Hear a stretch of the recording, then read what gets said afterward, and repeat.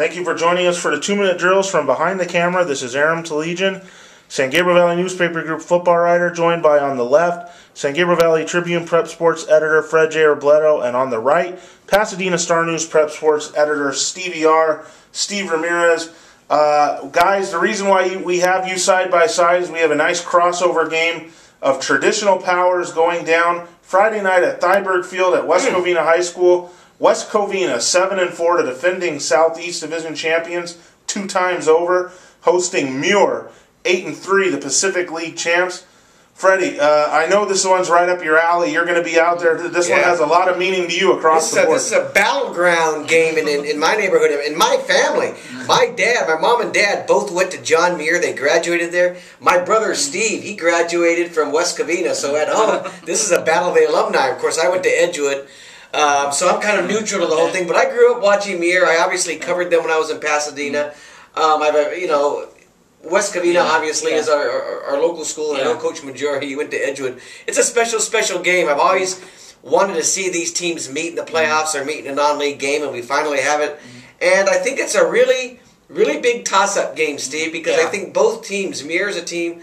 Last week you saw them. They needed to win a playoff game against a pretty good team after what they went through in the Pacific League. Their team, everybody knows, they played an incredible preseason schedule, lost all those games, went undefeated league. West Covina, another one. When you look at some of their losses, West Covina, I mean, losing earlier in the year to Loyola, you can't fault them for that when you consider the Southeast.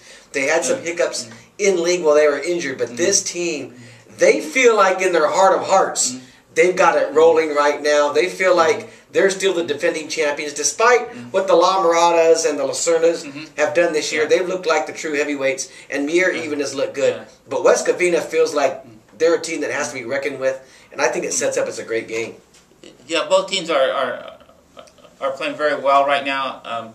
Muir has won 8 games in a row since starting 0-3. West Covina, like you said, they've kind of as they went through injuries and whatnot, they've, I don't want to say struggled, but it wasn't the West Covina that we've seen the last couple of years. But they seem to have found themselves and are playing really well right now.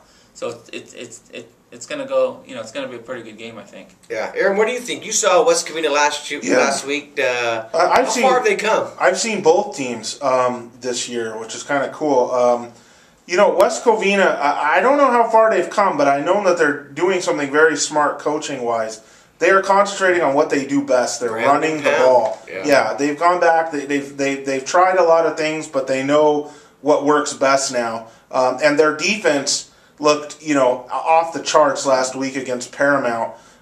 So when you get that running game and you get that defense going, it's a good recipe for success. However, they are still injured. Let's not kid ourselves there. They're still missing Deshaun Love. He may come back later in the playoffs if they go on. Justin Hornsby, arguably their best defensive player, he may be back, Fred, next week or the following week if they should advance. I still have a hard time believing it. And now quarterback John Nahara is a question mark again.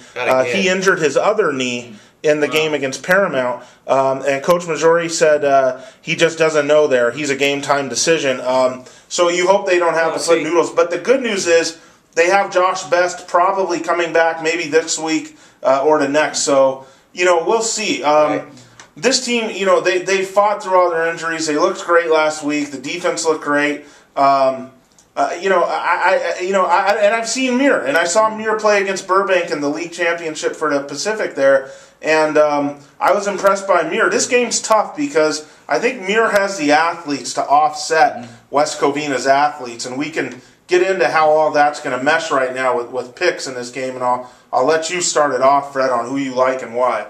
Well, before I heard this news about Nahara, I like West Covina. I mean, I saw them in their last game against Roland. I thought they had a really good balance with Antonio Noodles running the ball out of the backfield some. They really spread it out.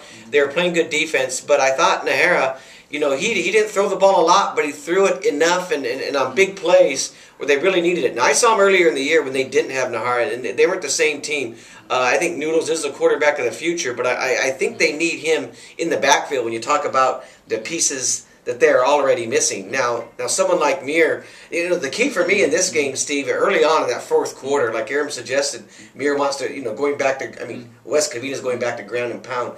If Muir can sustain that, they look like they're physical enough to stand up to it, Muir's got a great chance of winning this game, and they probably will if they can do that, because I think Muir's good enough where they're going to score some points.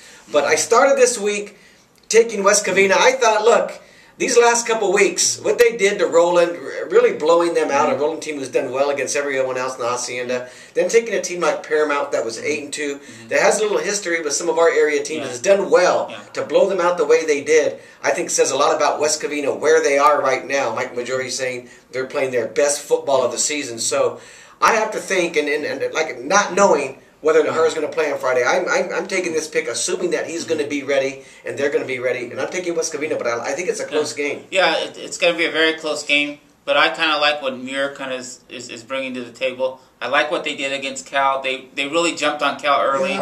They got up 14-0. Then I think they kind of relaxed, and they had one, and Coach Hardy admitted when they went for 4th and 1 on his own 29. That was a mistake, and that got Cal a lead. But at halftime, they knew that they had kind of relaxed, and they just had to go out and take it, and that's what they did. They just jumped on Cal, won pretty easy, and it was obvious that Cal couldn't handle their speed. Now, in this game, both teams have athletes, and it's just a matter of who's going to make plays. But I just like the way Muir is playing, and I think they're going to hit some big plays. And you got Stevie and his blue and gold Muir. You taking Muir. You got me, West Covina. Aram, you're the deciding pick here. I agree with you, Fred. The Nahara situation is kind of sketchy for me, but Noodles has experience playing quarterback. I'm going to go with West Covina just because the way their defense looked last week.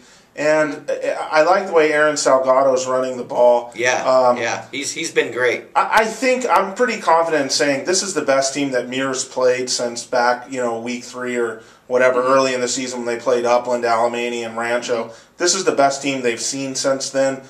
This is a team that's not going to be taken aback by their athleticism. And West Covina played a very athletic team last week in Paramount and did just fine. I don't see, and they were very big to go along with their athleticism. I think West Covina's running game gets this done, and they go to the semifinals and probably get La Serna in that dream semifinal rematch of last year's championship. If they're going to do that, they better have Nahara, because if they don't have him this Friday, they're not going to win. You don't think so? No, not without him. I think he sets everything up because, then Noodles can play out of the backfield, and then you have the 1-2 punch with Salgado. When you put Noodles at quarterback and it's just Salgado and you focus in on that guy, and I don't know, will they have Love? Maybe, maybe not. These are questions, important questions West Covina needs to win this game. But whoever wins, assuming Lacerna advances, you've got a great semifinal too. But whoever wins, I guess if you look at the semifinal coin flip, it's going to be on the dirt of Cal High again. Yeah, it is. It is. So, but West Covina, John Muir coming to West Covina. I can't wait for that game on Friday. Mighty Mustangs. Yeah, Coach Majori said it. If he wasn't coaching, this would be the game he wanted to go see this week. Because of all the athletes on the field, because it looks so evenly matched, because both teams are playing really well right now, and there's no reason why fans from both places don't pack this field, this stadium on Friday night. Freddie will be there, and half the Robledo family will be there. That's right. So it should be really fun. On what side are they going to be? I think most of them are going to be, the exception of my brother. They're going to be on the Muir side. Mike the cousin. His dad went to Muir. You're talking about a whole family of Robledos that went through Muir High School. Is Mike going to be out there doing the Scribble? Mike will be doing the Scribble Live on Friday night. Good. All right, there we go. All right, Thyberg Field at West Covina High School on Friday night. Bulldogs and Stangs. Get out there and enjoy it.